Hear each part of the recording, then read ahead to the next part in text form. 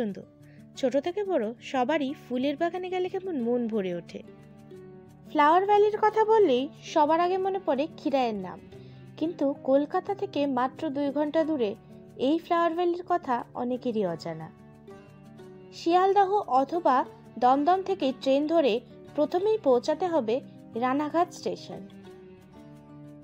রানাঘাট স্টেশনের বাইরে থেকে টোটো ভাড়া করে বলতে হবে চাপড়া ফুলের বাগান যাব, তাহলেই পৌঁছে যাবেন আপনার গন্তব্য চাপড়া ফ্লাওয়ার ভ্যালিতে। আর কেউ যদি পার্সোনাল গাড়ি করে যেতে চান সেক্ষেত্রে লোকেশন দেবেন চাপড়া ফ্লাওয়ার ভ্যালি, তাহলেই পৌঁছে যাবেন এই ফুলের রাজ্যে।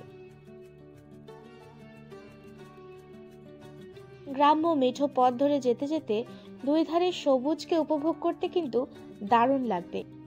রাস্তায় যেতে যেতেই দেখলাম দুই ধারে প্রচুর রজনীগন্ধা চাষ হয়েছে এবং রয়েছে চোখ ধাঁধানো সর্ষে ক্ষেত। কি সুন্দরই না লাগছে। চাইলে এখানে দাঁড়িয়ে কিন্তু বেশ কিছু ছবি, সেলফি অথবা ভিডিও তুলতেই পারেন। চলুন এবার যাওয়া যাক আসল ফুলের বাগান দেখতে। যদি আপনারা পার্সোনাল কোনো গাড়ি নিয়ে আসেন সেক্ষেত্রে এখানকার স্থানীয় বাসিন্দারা প্রায় প্রত্যেকের বাড়িতেই গ্যারাজ করে রেখেছেন। দেখতে পাচ্ছেন এখানে সাইকেল 10 টাকা, বাইক 20 টাকা, কার 50 টাকা লেখা রয়েছে। এখানে আপনারা কোনো একজনের বাড়িতে গাড়ি রেখেই ফুলের বাগান দেখতে যেতে পারেন। ফুলের বাগান দেখার পর আপনারা চাইলে বাড়ির জন্য কিছু ফুল নিয়ে যেতে পারেন। সেক্ষেত্রে এরকম দুই ধার দিয়ে প্রচুর ফুলের দোকান বসেছে এবং প্রাইসটাও রিজনেবল, খুবই কম দামের মধ্যেই ওনারা কিন্তু ফুল বিক্রি করছেন। খিরাইয়ের সাথে তুলনা করলে কিন্তু এখানে ফুলের দাম তুলনামূলকভাবে অনেকটাই কম।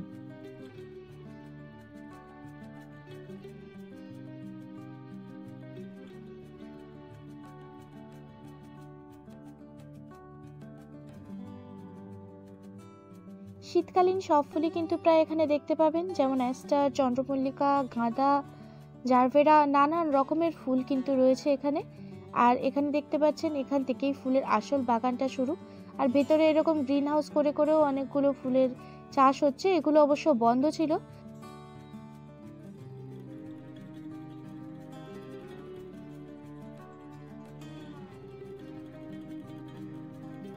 সুন্দর ফুল দেখতে দেখতে হাঁটতে হাঁটতে দেখলাম ডান পাশে রয়েছে একটি সুন্দর ঝিল। ঝিলের পাশ দিয়ে হাঁটতে হাঁটতে পৌঁছে গেলাম গাঁদা ফুলের বাগানে। দেখুন কি সুন্দর কমলা হয়ে রয়েছে চারপাশটা, যত দূর চোখ যায় শুধুই হলুদ আর কমলা গাঁদার চাষ। গাঁদা ফুল দেখলেই জানেন কেমন সরস্বতী পুজোর কথা মাথায় আসে। কার কার আমার মতো গাঁদা ফুল দেখে সরস্বতী পুজোর কথা মাথায় আসে কমেন্ট করে আমাকে অবশ্যই জানান।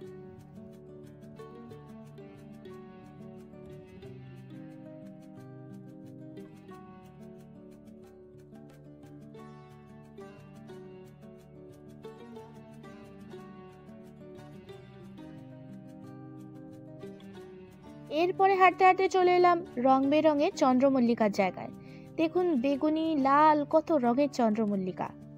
এগুলো অবশ্য একটু আলাদা করে চারপাশটা জাল দিয়ে ঘিরে চাষ হচ্ছে।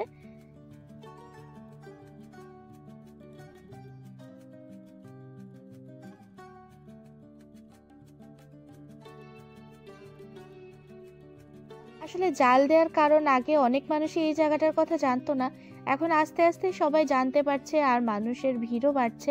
সেজন্য যাতে মানুষ ছিঁড়ে না নেয় ফুলগুলো, সেই জন্যই আজকাল জাল দিয়ে চাষ করছে।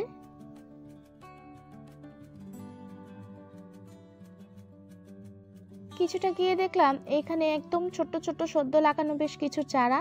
জিজ্ঞেস করাতে ওনারা বললেন এটা নাকি মহারাষ্ট্রিয়ান কোনো একটা ফুলের চারা, যেটা কোন সময় ঠিক ফুটবে সেটাও ওনারা জানেন না, আর কেমন দেখতে হবে ঠিক সেটাও জানেন না। ফুলটি নাকি একদম নতুন এসছে ওনাদের কাছে, তো সেই ফুলেরই চারা এখানে বসানো হয়েছে।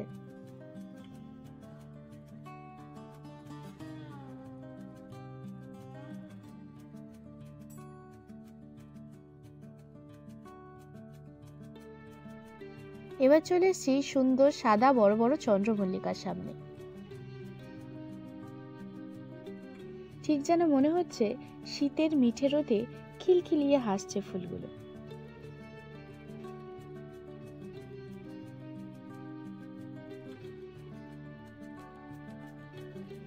এই জাল দিয়ে ঘেরা অংশটায় রয়েছে আরো বেশ কিছু রঙিন চন্দ্রমল্লিকা ফুল।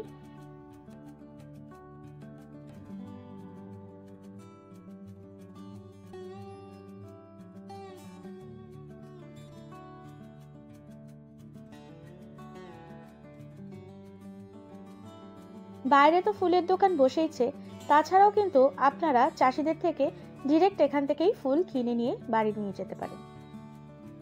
আর ফুলের বাগান ঘুরতে ঘুরতে একটু চা কফির তেষ্টা পেলে অথবা খুচখাচ খিদে পেলে কিন্তু তারও ব্যবস্থা রয়েছে। এখানে ছোট ছোট চায়ের দোকান করা আছে, এখানে আপনারা চা কফি এবং ঘুগনি সাধারণ ছোট ছোট জিনিস কিন্তু এখানেই পেয়ে যাবেন।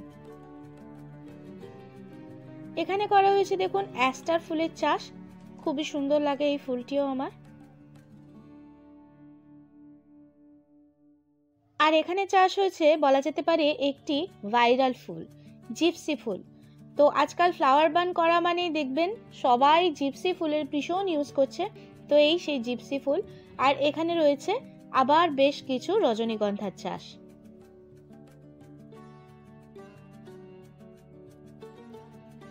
আর এখানে আবার রয়েছে চন্দ্রমল্লিকা। চন্দ্রমল্লিকা দিয়ে তো পুরো বাগানটাই ভরা, প্রচুর প্রচুর চন্দ্রমল্লিকার চাষ হয়েছে।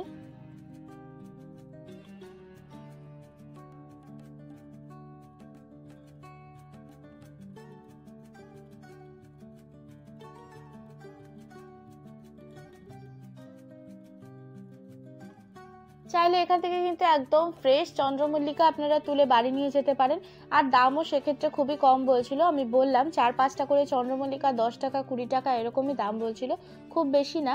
সেক্ষেত্রে গাছ থেকে একদম সোজা তুলে দিলে হয়তো একটু দাম বেশি আর বাইরে হয়তো একটু কম, এরকমই। কিন্তু আপনারা চাইলেই কিন্তু প্রচুর ফুল এখান থেকে কিনে নিয়ে যেতে পারেন। আর আমার এই ভিডিওটা কেমন লাগছে অবশ্যই আমায় কমেন্ট করে জানাবেন। আর যদি ভালো লাগে তাহলে প্লিজ আমার চ্যানেলটা সাবস্ক্রাইব করে পাশে থাকবেন। আর ভিডিও শেষে কিন্তু আমি এখান থেকে কি কি ফুল কিনে আনলাম এবং কীরকম দাম নিল সেটার একটা আইডিয়া আমি আপনাদের দিয়ে দেব। শুরুতেই দেখাই আমার প্রিয় একটি ফুল, যেটি আমি ওখান থেকে প্রচুর পরিমাণে কিনে এনেছি। এই দেখুন, এটা হচ্ছে জারবেরা। পুরো দেখে মনে হচ্ছে যেন আসল ফুলই না, এতটাই সুন্দর, ছবির মতন সুন্দর ফুল। তো এই ফুলগুলোর দাম নিয়েছে 1 ডজন করে 50 টাকা। আমি 2 ডজন ফুল এখানে কিনে এনেছি। এখানে রয়েছে চন্দ্রমল্লিকা, এগুলোর দাম মোটামুটি 20 টাকা 15 টাকা করে বান্ডিল নিয়েছে, খুবই সস্তা এবং খুবই সুন্দর। আর এই গ্ল্যাডিওলাসগুলোর দাম নিয়েছে 1 ডজন 40 টাকা। প্রথমে 50 টাকা বলেছিল, পরে কমিয়ে দাম 40 টাকা করেছে এবং এগুলোও কিন্তু ভীষণ সুন্দর দেখতে।